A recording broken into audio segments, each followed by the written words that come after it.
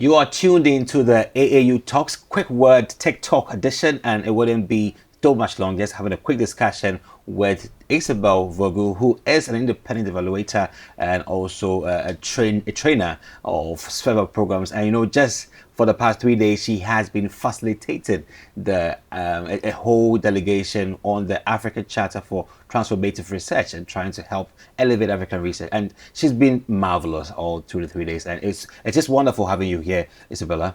Thanks. Good to be here.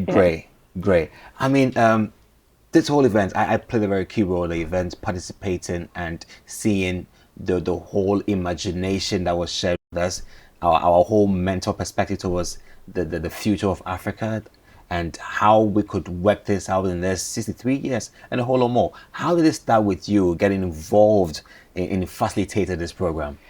Yeah, so the core team from the Africa Charter were looking for a facilitator and to really help them kind of visualize and envision the future for the Africa Charter. And I was lucky to have my colleague Geshe Karuri Sabina, who is a futures and foresight practitioner. And we thought this could bring a whole new dimension to really help the group kind of imagine big in terms of the transformation that they're looking for. So that's where it came about, and we kind of combined our experiences and approaches. It kind of felt like a very rigorous process where a lot of imagination was put to play, thinking about the future you wanted for Africa and how the Charter could play an instrumental role in helping materialize these imaginations. And you were able to help everyone in there to place themselves within that futuristic point of view, looking at present, just opposing a whole lot of tools and mechanisms. Share with us some of these very iconic tools that were used to stimulate these ideas during the process. Yeah, so I mean that was really my colleague Geshe's domain, but we used a technique called the Futures Literacy Lab, which is a very systematic and rigorous process. And I think even though you're asking people to kind of use their creativity, that needs to have that kind of support of a methodology. We also used a technique called the 3 horizons, which is also a way of kind of, once you've imagined that big future and you've explored it and found kind of the world views and what's really important and what's informing those images and descriptions, you can then use that to start to analyse, what's the situation today and what might be the pathway and what might be some of the obstacles and opportunities. So again, that's a very structured approach and tried and tested both of those. So we were excited to use them and I think they worked well, yeah.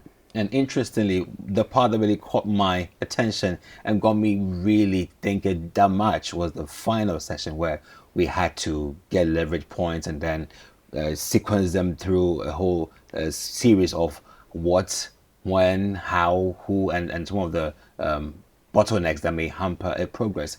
That was very, very important. In fact, it made me think so deep into linking lots of issues to how it could affect or influence the effectiveness of the Charter.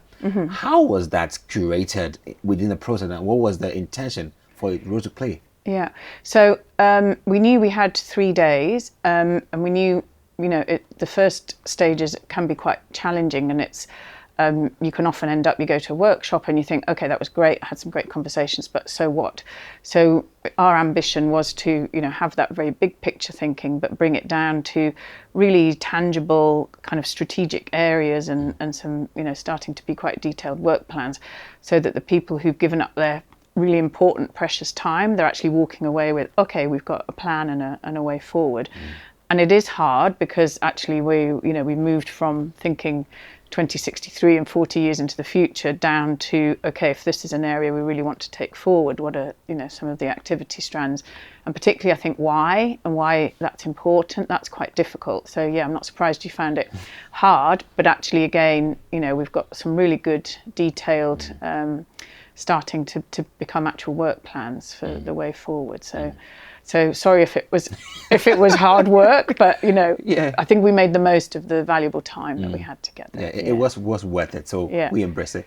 And finally, is to take it to the next level. So after the 3 days, I know we're going back to what we do, but what should we expect from every stakeholder on how we could operationalize the charter?